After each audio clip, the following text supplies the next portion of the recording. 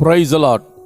ஆண்டவரும் அருமை இரட்சகருமாகிய இயேசு கிறிஸ்துவின் நாமத்தில் நான் உங்களை வாழ்த்துகிறேன். மறுபடியுமாக கர்த்தருடைய பரிசுத்தமுள்ள சன்னிதானத்திலிருந்து கர்த்தருடைய பரிசுத்தமான வார்த்தைகள் மூலமாய் உங்களை சந்திப்பது மிகுந்த மகிழ்ச்சி.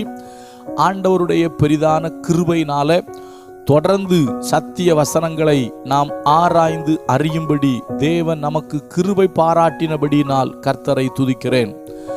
ஆண்டவருடைய கிருபையினால என் மகளுடைய திருமணத்தை கர்த்தர் மிக நேர்த்தியாய் நடத்தி கொடுத்தார். அநேகர் வந்து கலந்து கொண்டீர்கள். கர்த்தர் உங்களை ஆசீர்வதிப்பாராக. அது நிமித்தமாக அலுவல்கள் நிமித்தமாக பல இடங்களுக்கு சென்றபடினாலே தொடர்ச்சியாக தேவனுடைய வார்த்தையை வீடியோவில் பதிவு செய்து உங்களோடு பகிர்ந்து கொள்ள இயலவில்லை. ஆனாலும் மறுபடியுமாக திருமண காரியங்கள் நிறைவு பெற்றபடியினாலே தேவனுடைய வார்த்தைகளை உங்களோடு பகிர்ந்து கொள்ளும்படி தேவ சமூகத்தில் இருக்கிறேன். இன்றைக்கு அதிகாலை தேவனுடைய முகத்தை நோக்கி பார்த்த பொழுது தேவனுடைய பரிசுத்த ஆவியானவர் என்னோடு இடைப்பட்ட ஒரு காரியத்தை உங்களோடு பகிர்ந்து கொள்ள விரும்புகிறேன். நம்முடைய ஆண்டவர் உண்மை உள்ளவராகவே இருக்கிறார்.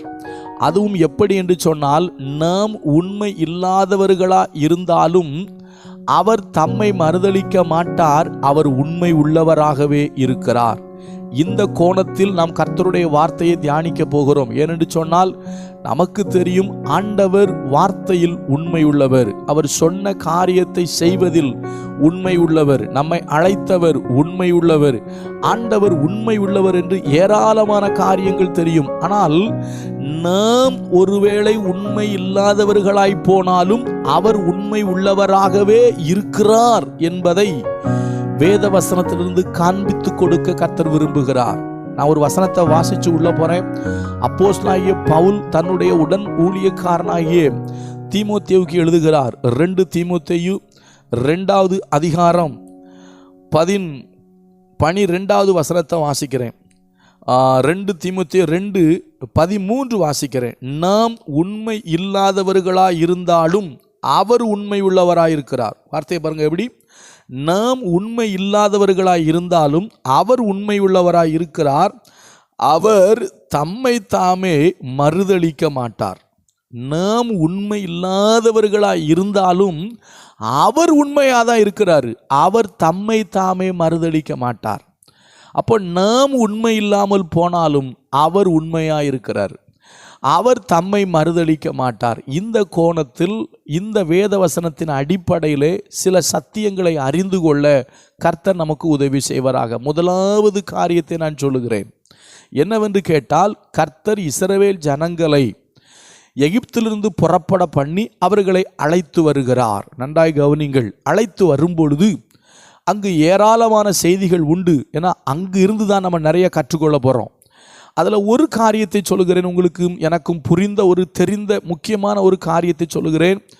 ஆண்டவர் இஸ்ரவேல் ஜனங்களுக்கு தண்ணீர் இல்லை என்று சொன்ன பொழுது முதலாவது மோசே கிட்ட சொல்வார், நீ கன்மலைக்கு போ, அங்கே கன்மலையில் உன் கையில் இருக்கிற கோலை வைத்து அடி, தண்ணீர் வரும் என்று கர்த்தர் சொல்லுவார்.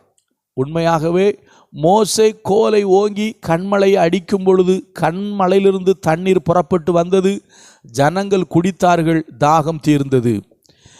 2வது முறையாக மறுபடியும் அவர்களுக்கு தண்ணீர் இல்லாத ஒரு பிரச்சனை வந்த பொழுது ஜனங்கள் முறையிடுவார்கள். மோசே கர்த்தர் நோக்கி பார்க்கும் பொழுது கர்த்தர் சொல்லுவார், கன்மலை கிட்ட போய் பேசு, கன்மலை உங்களுக்கு தண்ணீர் தரும் என்று சொல்லுவார். நல்லா கவனிக்கணும். மோசேயிடத்தில் கர்த்தர் சொன்னது கன்மலையை பார்த்து பேசு என்று சொன்னார். ஆனால் மோசே கன்மலையை போய் அடிப்பார். நல்லா கவனிங்க. கன்மலையை பார்த்து பேசும் பொழுது தண்ணீர் தரும் என்று கர்த்தர் சொன்னார். கன்மலையை பார்த்து பேச வேண்டிய மோசே கன்மலையை தன் கரத்தினால் தன்னுடைய கோலினால் ஓங்கி அடித்தான். ஆனால் நடந்தது என்ன தெரியுமா? கர்த்தரோ உண்மை உள்ளவர்.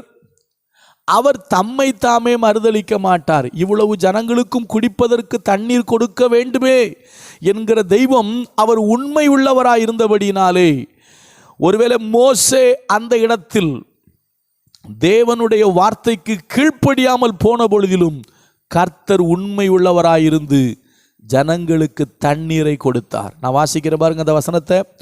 எண்ணாகமத்தின் புஸ்தகம் 20வது அதிகாரத்தில் ரொம்ப அழகாக எழுதப்பட்டிருக்கு. எண்ணாகமோ 20வது அதிகாரம். கோலை எடுத்துக்கொண்டு நீயும் உன் சகோதரனாகிய ஆரோனும் சபையாரை கூட்டிக் கொண்டு கூடி வரச் செய்து அவர்கள் கண்களுக்கு முன்னே கண்மலையை பார்த்து பேசுங்கள், அப்பொழுது அது தன்னிடத்தில் உள்ள தண்ணீரை கொடுக்கும். இப்படி நீ அவர்களுக்கு கண்மலையிலிருந்து தண்ணீர் புறப்பட பண்ணி சபையாருக்கும் அவர்கள் மிருகங்களுக்கும் குடிக்கும்படி கொடுப்பாய் என்றார்.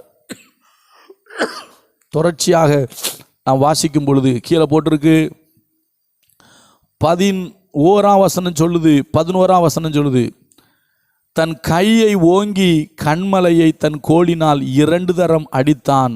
உடனே தண்ணீர் ஏராளமாய் புறப்பட்டது. சபையார் குடித்தார்கள், அவர்கள் மிருகங்களும் குடித்தார்கள்.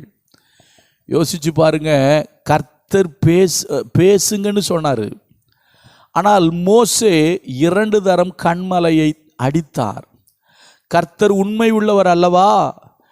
நாம் தவறினாலும் அவர் தவறாத தேவன். அவர் ஜனங்களுக்கு தேவையான தண்ணீரை கொடுத்தார். அருமையான தேவ பிள்ளைகளே, இந்த காலை வேளையில் கர்த்தர் உங்களோடு என்னோடும் பேசுறாரு. நாம் உண்மை இல்லாதவர்களாய் இருந்தாலும் அவர் உண்மை உள்ளவராய் இருக்கிறார். 2026ஆம் வருஷத்தில் அடியெடுத்து வைத்திருக்கிற கர்த்தருடைய பிள்ளைகளே, தேவனுடைய ஊழியக்காரர்களே, நாம் உண்மையாய் இருக்க வேண்டியது அவசியம். ஒருவேளை நான் இப்படி சொல்கிறேன், நீங்கள் உண்மையில் பிசகினாலும், நீங்கள் உண்மையில் மாறினாலும், நீங்களும் நானும் ஆராதிக்கிற ஆண்டவர் உண்மை உள்ளவராகவே இருக்கிறார். மோசேயை பார்த்து பேசு என்று சொன்னார், அவர் அடித்தார். ஆனாலும் கர்த்தர் உண்மை உள்ளவர், தண்ணீர் புறப்படும்படி செய்தார். தொடர்ந்து இதே மாதிரி ஜனங்கள் தவறிழைத்தாலும் கர்த்தர் உண்மை உள்ளவராகவே இருந்திருக்கிறார். அதை வேத வசனத்தின் அடிப்படையில் தியானிப்போம். கர்த்தர் நமக்கு உதவி செய்வார். கர்த்தர் நல்லவர், அவர் கிருபை நம்மேல் என்றும் உள்ளது. God bless you.